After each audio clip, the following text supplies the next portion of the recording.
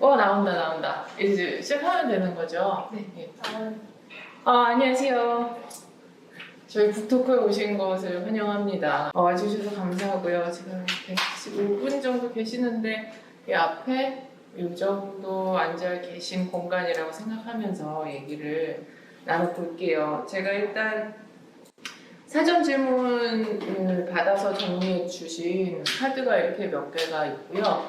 제가 이거 혼자서 하는 라이브 방송을 처음 해봐요. 그래서 이 사전 질문으로도 이야기를 나누고 중간중간에 채팅창으로 올라오는 이야기로도 같이 얘기를 나눠보고 하겠습니다. 자, 우선 첫 번째 질문 소개해 드릴게요. 상황이나 사람 또는 집단에 따라 내가 조금씩 다른 모습으로 존재하는 것이 어쩌면 당연하다는 사실을 김이나 작사가님께서 책에 써주신 것을 보고 큰 위로를 받았습니다. 저만 그렇게 느끼는 줄 알았고 제가 마치 가면을 쓴 듯 가식적인 사람인 것 같아 고민을 쉽사리 털어놓을 수도 없었고 제 자신이 부끄럽게 느껴지기도 했었거든요.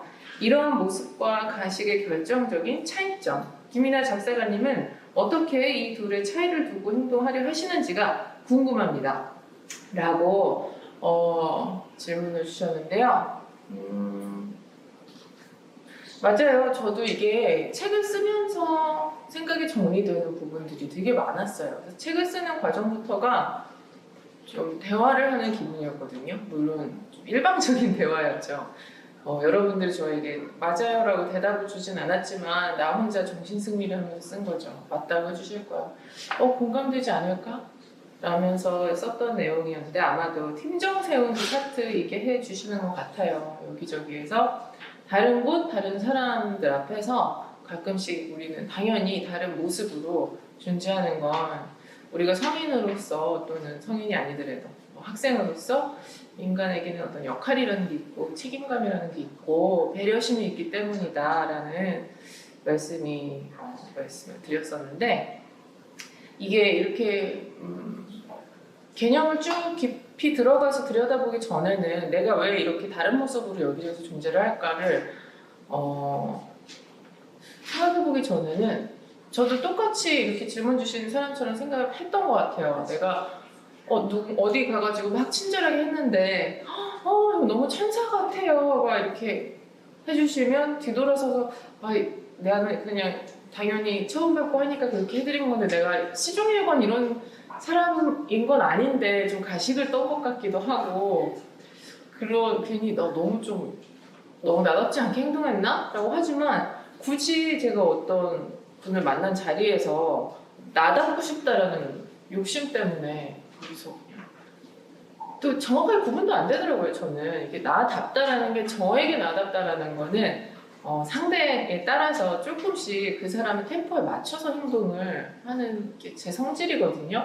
근데 그게 아마도 굉장히 많은 분들이 대체로는 그런 분들이고 가끔가다 좀 그렇게 좀 특별한 분들이 계시는 것 같아요. 이렇게 어떤 사람이 앞에 있느냐에 상관없이 시종일관 이제 본인의 모습을 유지하시는 분들이 계시는데 그런 분들을 보면 되게 좀 특별하다, 좀 튄다 이렇게 생각이 될 때도 있는데 정확하게 저는 그 MBTI 얘기 요즘 한참 많잖아요.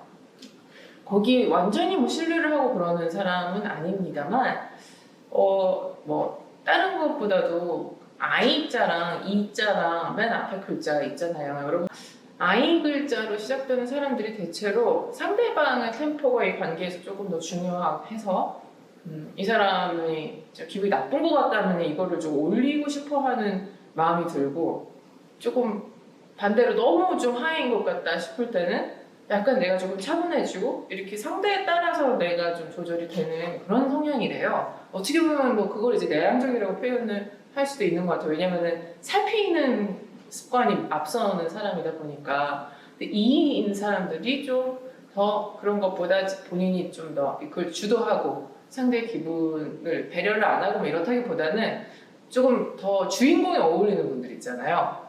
제 주변에 생각보다 E를 가지신 분들이 연예인분들 중에 되게 많아요. 그래서 그런 걸 수도 있겠어요.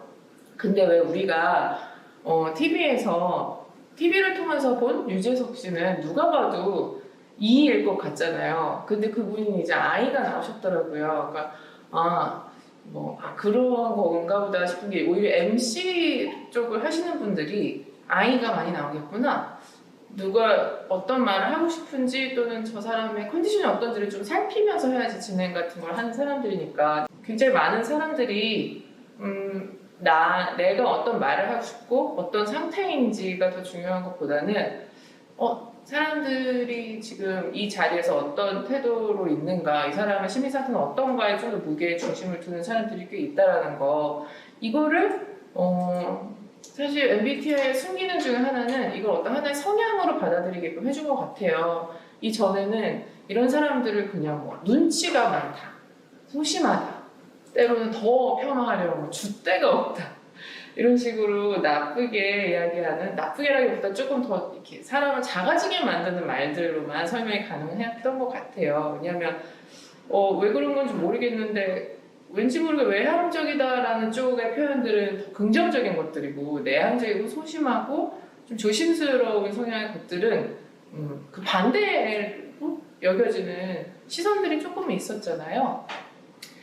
그래서 저는 좀 그 MBTI 같은 걸 떠나서도 나는 이런 하나의 성향이고 내가 소심하고 다른 사람들을 많이 살피는 성향이지만 다른 분들이 저를 볼 때 너는 왜 이렇게 소심하니? 이렇게 얘기를 하지는 않는 걸 보면 제가 충분히 다른 사람들의 눈치 못 채게끔 잘 어떤 태도를 취하고 있다는 얘기잖아요. 그런데 이것은 일종의 사회성이고 또 내가 조금 불편하다고 해서 다른 사람에게 그 영향을 미치고 싶지 않은 저의 일종의 배려이고 이게 나의 거의 성질인 건데 그걸 그 있는 그대로 받아들이면 좋겠다라는 생각을 해서 이런 책에 이제 그런 이야기를 썼고요. 그러면서 저는 정말 많은 좀 공감을 얻었던 그 부분이 어떤 처음으로 보는 자리에서 가장 말이 많고 막 재밌으려고 노력하는 사람들이 대체로 가장 소심한 사람이더라 라고 했는데 그렇더라고요. 그거 너무 맞다고 스스로도 나도 좀 그런 경향이 있었다. 왜 그러냐면 막아 뜨거나 좀 뻘쭘한 상황이 이어지는 거를 견디지 못하는 거예요. 그죠? 그래서 만약에 저 같은 분들이 좀 더 계시다면 때로는 나도 좀 어디서 당당해 보이고 되게 카리스마 있어 보이고 싶다 할 때는 스스로 약간 상대가 좀 무슨 말을 해야 될지 몰라가지고 가만히 있을 때 그 정적을 너무 어려워하지 않는 습관을 좀 길러보시는 것도, 거기를 내가 반드시 빈 오디오를 채워야겠다라는 강박이 좀 있어요. 저도 좀 있고 대화에서 내가 조금 리더 역할을 하고 싶다, 좀 중점이 돼보고 싶다 할 때는 말을 두려워하지 말아라. 좀 대화가 빌 땐 빈 대로 여유롭게 그 시간을 좀 냅두어 봐라. 그게 바로 이제 좀 밸런스를 찾는 방법인 것 같더라고요. 생각해보면 우리가 하는 행동을 왜 그러는지를 생각을 안 하고 우리는 많이 살아갈 수밖에 없잖아요. 왜 그러는지 어떻게 모든 행동에 다 그걸 해석을 하겠어요, 스스로도. 근데 이런 식으로라도 하나의 부분만이라도 살펴보면은 스스로를 좀 더 자연스럽게 받아들이고 스스로를 좀 더 매력적으로 남들 앞에서도 그냥 나는 이런 사람이다라고 인정하고 대하는 것과 모르고 대하는 거랑은 좀 차이가 많이 있더라고요. 제가 이런 성향을 갖고도 방송이란 걸 할 수 있는 좀 팁인 것 같아요. 기특하다라는 파트에 내 스스로가 대견한 순간으로 철저히 분리수거를 하는 것, 어리숙한 알바생의 실수에 긴장을 풀어주기 위해 소소한 말을 건네는 것, 플라스틱 줄이기 운동에 동참하는 것 등의 예를 들어 언급해주신 부분은 마음 깊숙이 남아있는 문장이었어요. 남의 시선에선 유난스러웠을 나의 행동들이 나의 존엄을 바꾸는 일이 된다는 말이 정말 좋았습니다. 책을 3개월 동안 집중적으로 쓰셨다고 들었는데 지금은 그 이후로도 3개월이 지났잖아요. 혹시 탈고 이후 생각난 책에 실리지 못한 보통의 언어가 있었나요? 라고 말씀 주셨는데 기특하다. 그죠? 이게 기특하다라는 거를 저도 제가 못 가진 부분이라서 이게 좀 이런 시선이 또 생길 수 있었던 것 같아요. 저는 스스로를 기특하게 여기기 시작해본 건 불과 몇 년 안 됐어요. 불과 스스로 그것도 반 장난으로 시작했던 거였어요. 와, 나 이런 거 정말 잘한 것 같지 않아? 되게 대견하지 않아? 외부에서 그런 인정이 있지 않고서는 스스로를 좀 인정할 줄 모르는 부분이 여전히도 남아있어요. 그래서 제가 항상 고백처럼 하고 다니는 말이 나는 인정 욕구가 너무 많다. 그래서 저 막 상 타는 거 좋아하고 상 받는 거에 되게 쿨하신 분들도 계신데 저는 상을 준다고 하면은 그렇게 좋더라고요. 아직도 뭐 그런 거 없이도 스스로 그냥 만족스럽기도 한 건데 습관적인 것 같아요. 진짜 인정을 받는다는 게. 근데 스스로를 인정하게 하는 습관 중에 하나가 그래 난 충분히 잘하고 있어 이런 그냥 생각이나 셀프 쓰다듬이나 이런 자기 세뇌 이런 것보다는 직접 진짜 남들이 안 보거나 남들을 신경 쓰지 않는 부분에서도 내가 스스로 나는 예를 들어 저로서는 이런 거죠. 작사가로서 스스로의 직업적인 자존감을 지키는 방법 하나로 저는 일이 없을 때도 작업실에 꼭 가거든요. 시간이 비는 날에는. 나는 직업인이다라는 인식을 잃지 않기 위해서 가진 습관이에요. 프리랜서이다 보니까 그냥 집에서 일을 할 때는 어떤 오류가 생기냐면 쉬고 있을 때도 일 생각이 나고 또 일을 하다가도 소파가 보이고 침대가 가까이 있으니까 자꾸 눕고 싶고 또 프리랜서들은 일이 한동안 또 없을 때도 있잖아요. 몇 주간에. 그럴 때는 그냥 일 템포를 확 놓쳐버리더라고요. 그리고 좀 내가 일하는 사람이라는 정체성이 계속 흔들리는 거죠. 템포가 없고 루틴이 없으니까. 일반적인 직장인 일 때는 어쨌든 싫건 좋건 아침에 출근을 하고 몇 시까지는 퇴근을 못하고 일이 많건 없건 책상에 앉아있어야 되는 시간이라는 게 있잖아요. 근데 저는 그런 게 없어서 이러다가는 내가 일이 한참 있을 때는 그런 뭐랄까 채찍질 없이도 계속 그냥 일을 해야 되지만 일이 가끔 가다가 한 3주, 한 달 이렇게 없을 때가 있단 말이에요. 3주, 한 달 없는 것도 이상한 것도 아니고 더 길게도 있을 수가 있는데 그러다가 오랜만에 갑자기 딱 글을 쓰려고 앉았을 때 와 진짜 차이가 너무 큰 거예요. 당연하겠죠? 피아니스트들도 하루만 연습 안 해도 건너뛰어도 터치가 달라지는 걸 스스로 느낀대잖아요. 근데 당연한 건데도 괜히 제가 창작하는 직업이다 보니까 좀 쉬는 거가 그냥 도움이 되면 됐지 내가 어떤 템포를 가져야 된다, 루틴을 가져야 된다는 생각을 못 하고 있었던 거죠. 그래서 제가 굳이 작업실을 만들고 일하는 공간을 만들어 놓고 출퇴근 개념을 만들어서 꼭 일이 없을 때도 가서 뭐 한 줄이라도 읽고 한 줄이라도 쓰고 그런 습관을 지금 10년 넘게 지키고 있어요. 그런 거에서 나는 그치 내가 설령 작품을 잘 발표 안 하는 때가 와도 나는 충분히 직업인으로서 작사가가 맞다라고 인정할 수 있는 부분인데 그런 거를 그냥 뭐 예를 들어 상이라든지 많은 분들의 어떤 평가라든지 그런 거에 좀 의존을 하면 정말 좀 사람이 공허해질 수가 있거든요. 네, 저는 그래도 나름대로 저는 완전 프리랜서이다 보니까 어느 정도 루틴을 만들어줘야 되는 것 같고 그 루틴을 만든 제가 스스로 좀 기특하다고 생각을 해요. 오민호님께서 나는 이 쳇바퀴를 만들기 위해 그토록 열심히 살았다에 엄청 위로받았어요. 일상을 지겨워하는 편이었는데 이런 일상 만들고자 노력했던 날들이 기억나고 지겹지 않고 감사하게 되었어요. 하지만 여전히 가끔 올라오는 사직서의 충동. 맞아요. 혹시 이런 분 계세요? 나는 여행하는 거 별로 안 좋아한다. 저는 온 세상 사람들이 나만 빼고 여행을 좋아하는 것 같다는 생각이 들 때가 있어요. 저의 익숙한 것들로부터 벗어나는 것에 대한 두려움이 있나 봐요. 이게 물론 좋은 건 아니죠. 새로운 경험치로부터 스스로를 격리시키는 거니까 좋은 건 아닌데 뭐 어쩌겠어. 저의 성향이 이제 그런 사람인지라 저는 오히려 아무튼 이렇게 따박따박 돌아가는 월요일은 무엇을 하고 금요일은 어떤 일이 있고 이렇게 일주일이 돌아가고 있는 인생이 되고 나서부터 좀 안정성을 느꼈었거든요. 좀 계시네요. 그죠? 저요.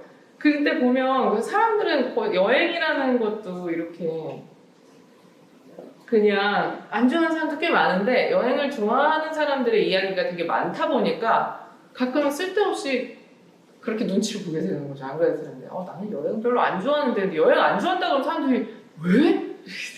되게 의아하게 보는 시선들이 있잖아요. 그래서 괜히 여행 안 좋아하는 게 좀 이상한 건가? 생각하는데 그거가 다 나의 어떤 질감이랑 연결이 되어 있는 일들이더라고요. 아무튼 저는 다행인지 아무튼 뭐 불행인지 쳇바퀴라는 거 안에서 안정을 느끼는 사람이었고 오히려 불안정했었던 제가 가장 불안정했었던 20대 초반 이럴 때에는 내가 뭘 해야 될까? 내일 무슨 일이 일어날지 모르겠는 거 있잖아요.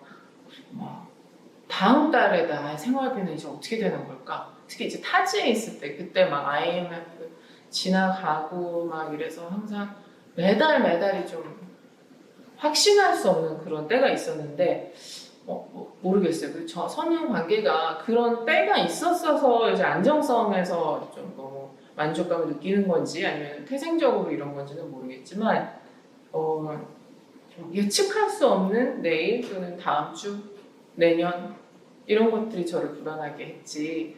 근데 대체로 많은 분들이 그토록 열심히 우리가 학생 시절에 엉덩이를 붙이고 앉아서 공부를 하는 것을 뭐 어느 정도 내가 목표로 하는 대학교를 가든지 또는 뭐 직업을 가르쳐주는 데를 가든지 하기 위해서이고 그런 모든 또 이유는 그냥 내가 어느 정도 나의 생활을 보장해 줄 수 있는 직업인이 되고 싶어서 그렇게 열심히 살잖아요. 왜냐면 사람들은 안정성을 저만큼까지 막 강박적으로는 아니더라도 어느 정도 안정된 삶을 모두는 선호를 하니까 물론 그 소수의 모험형 인간분들이 계시지만 근데 이제 그 안에 들어가고 나서는 계속 지겹게 반복되고 있다라는 좀 염증을 느끼는 거죠. 왜냐면 그것은 그 생활에 대한 염증이 아니라 인간은 누구나 지루함에 대한 염증은 있거든요. 이렇게 너무너무 좋아했던 노래라도 계속 반복해서 듣다 보면 피로감이 탁 생기잖아요. 그거는 이 부분이 지나면 어떤 부분이 나올지 내가 너무 명확하게 알고 있을 때 모든 것들은 지루하고 피로해지기 시작하거든요. 그러니까 내 삶도 내일 뭐가 있을지 내가 너무 아니까 거기서 이제 지루함이 오는 거겠죠. 그래서 항상 생각을 잘 해야 되는 것 같아요. 내가 좀 단조롭구나 할 때는 뭐 일주일에 한 번씩은 색다른 일을 거기다가 탁 끼워 넣어 본다든지 하는 식으로 지루함은 탁 먼지처럼 털어낼 수 있는 건데 이 루틴이라는 건 내가 열심히 노력해서 만들어 놓은 하나의 거대한 이제 바퀴 같은 거니까 소중하게 그거를 바라보는 시선도 살아가는데 행복 지수를 좀 높일 수 있지 않을까 생각을 합니다. 스님님께서 지금 너무 불안해요. 이루고 싶은 목표를 성취할 수 있는지에 대한 고민이 커서 그런가 봐요. 사실 제가 이제 불안 장애 환자로서 드릴 말씀은 아니면서도 그 어려움을 겪고 있는 사람이기 때문에 정확하게 말씀을 드리면 제가 가지고 있는 그 불안 문제는 그냥 이런 식으로 미래에 대한 불안 이런 문제라기보단 좀 만사에 쉽게 두려움을 느껴서 그거를 좀 치료를 받아야 되는 증상이 있거든요. 상하이 불안장애라고 해서. 근데 계속해서 안 해도 되는 생각들을 이제 하는 거예요. 목표는 정했으면 거기로 뛴다 하는 행위 그 과정에만 집중하면 되는데 그래서 과연 그게 어떻게 될까라는 생각에 사로잡히면 이제 한도 끝도 없이 불안해지는 거거든요. 진짜 아이러니하게도 그렇게 만든 사람은 오직 나쁜 거거든요. 아무도 옆에서 불안하게 만든 게 아닌데 그래서 불안이라는 감정이 사람이 다루기 제일 어려운 감정 중에 하나라고 생각을 해요. 그럴 때는 이런 생각을 저는 해요. 그래서 내가 미리 생각해서 계획한 대로 거의 이루어지는 건 없었다라는 거 그것만 기억을 하면 맞잖아요. 우리는 그 이유 때문에 되게 좌절을 하고 힘들어하고 넘어지잖아요. 생각한 대로 되지 않으니까 세상이. 근데 불안도 사실 그 이치에 놓고 보면 똑같거든요. 내가 두려워하는 일들은 내가 예측하듯이 벌어지지 절대 않아요. 네. 근데 이상하게 이제 좋은 이야기는 좋은 일이 이제 막 벌어지게 되는 거에 대해서는 사람들은 꺼려하고 그런 거고 예언자도 아니고 어떻게 그럴 거라고 생각을 해 하면서도 안 좋은 일에 대해서는 점점 더 이자를 붙여가면서 정말 안 좋은 일이 일어날 것만 같은 불안이 점점 더 막 손 대면 막 닿을 것 같은 존재로 막 커지곤 하더라고요. 우리는 항상 진짜 예측 불허의 인생을 살고 있다는 걸 누구나 알고 있으면서도 불안에 있어서만큼은 그 삶의 진리를 항상 잊어버리는 것 같아요. 내가 아무리 걱정해봤자 아무 소용이 없다. 생각대로 되는 거 하나도 없더라고요. 일어나지 않은 일에 대해서 생각하지 말자라는 거를요. 끊임없이 그런 불안함이 들 때마다 입으로 말을 하세요. 근데 입으로 말을 하는 거랑 그냥 생각으로 하는 건 차이가 되게 크거든요. 그 이유가 다른 데서도 얘기를 좀 많이 한 얘기지만 우리 진짜 뇌를 속이는 일이래요. 그게 되게 소리내서 얘기하는 게 왜 우리가 스스로 마음속으로는 알고 있는 것 같으면서도 누가 그 얘기를 딱 해줬을 때 마음을 딱 다잡을 때가 있잖아요. 맞아. 그게 맞는 거잖아. 그래서 외부에서 들어오는 음성은 확실한 팩트로 인식을 하는 식으로 뇌가 길들여져 있는 건데 불안할 때는 그럴 때 우리가 우리한테 음성으로 소리를 내서 이 생각을 귀로 이제 넣어주는 거래요. 그런 행동이. 그래서 좀 자기를 스스로한테 긍정적인 말을 이렇게 해주는 게 괜히 그냥 뭐 정신승리 하자는 얘기가 아니라 실제로 효과적일 수밖에 없는 일이라고. 근데 그게 쑥스러워서는 안 되는 거지만 일어나지 않은 일은 생각하지 말자. 그렇게 계속 얘기를 하다 보니까 저는 정말 수년 전에 비하면 지금 확실히 많이 나아지긴 했거든요. 그리고 왜 불안이나 우울이나 두려움이나 그런 것들에 대해서 되게 다 떨쳐버리고만 싶어 하시잖아요.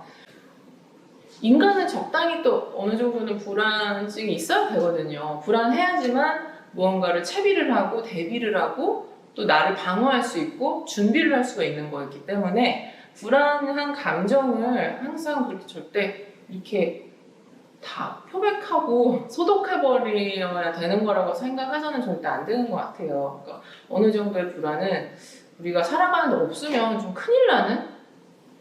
마치 유산균 같은 거죠. 네. 유해균이라고 취급되어져서 그것까지 그냥 확 다 항생제로 없애버리면은 고생하잖아요. 그런 것처럼 모든 부정적인 감정들이 부정적인 감정이 꼭 나쁘다라고 생각하는 것부터가 좀 오류인 것 같더라고요. 하미님이 이나님처럼 어버버하지 않고 제가 생각한 표현을 언어로 표현하고 싶어요. 책을 많이 읽으면 가능할까요? 이건요 여러분 정말 확실한 팁이 있어요. 저도 처음부터 이렇게 그런 사람이 아니었어요. 물론 말을 좀 재밌게 한다라는 평을 친구들한테 듣는 편이긴 했는데 재밌게 하는 걸 떠나서 말을 좀 매끈하게 하고 싶다. 저도 아직 다 안 된 거고요. 근데 이건 무조건 내가 어떤 말을 뭘 보지 않고서는 누구랑 얘기를 하든 그거를 계속 녹음을 해놓으세요. 그리고 그걸 다시 들어보면 내가 하려던 말과 내가 한 말의 차이가 얼마나 큰지가 보여요. 그래서 내가 한 말을 녹음을 해서 그걸 텍스트로 정리해보면 정말 엉망진창이라는 게 처음에 느껴져요. 완전 비문에 반복되는 말도 너무 많고 조금 약간 이런 거 투성이고 그런 걸 계속 듣다 너무 고통스러워요. 그런 과정을 통해서 많이 발전이 됐어요. 그러니까 말할 때 어떤 얘기를 하고 싶은데 순간순간 생각이 안 날 때가 있잖아요. 근데 저도 얘기할 때가 가끔씩 이제 멈췄다가 어떤 단어를 찾아서 딱 꺼내잖아요. 근데 그게 진짜 찰나거든요. 근데 그 찰나가 상대방한테 되게 길게 느껴질 것 같고 내가 지금 말을 더듬고 있다라는 사실을 가려야 될 것 같다는 강박 때문에 막 급해져요, 사람이. 계속 들으면서 내가 내 템포를 가져야 된다. 내가 말을 조금 틀릴지언정 다시 정정하면 된다. 이런 마인드로 충분히 내가 지금 사용할 수 있는 가장 적합한 단어가 떠오를 때까지 시간을 좀 기다릴 줄 아는 거. 보통 어느 뒷부분 미발표 가사들이 있는데 발표되지 않은 가사들은 이난이 컴퓨터에 잠드는지 혹은 나중에라도 주인을 찾는 경우가 있는지 궁금해요. 보통은 주인을 찾는 경우는 없어요. 약간 저는 가사를 쓸 때 저의 방식은 맞춤 옷 만드는 개념으로 봤을 때 사람마다 체형이 다 다르잖아요. 그 사람한테 맞게 뭐 어깨가 좁은 사람을 위해서는 어깨를 어떻게 허리를 이렇게 해서 만들어 놓은 건데 이 옷을 다른 사람한테 입혔을 때 분명히 미세하게 차이가 나더라고요. 개념만 따다가 다른 가사로 써본 적은 있지만 그 자체로 통째로 옮겨지는 거는 불가능한 일이었었어요. 그래서 가끔 내가 이런 거를 가사로 쓰고 싶어 했구나 라는 생각을 하게는 만들더라고요. 사실 이번에 책 내면서 처음으로 들여다본 거였는데 재밌었어요. 제가 이제 라디오 끝인사를 드릴게요. 왜냐면 마치 다음에 언제 볼 줄 모르는 상황에서는 하지 않는 인사말이라 제가 별밤 끝인사를 하는 말인데요. 여러분, 그럼 우리 나중에 마저 얘기해요. 감사합니다.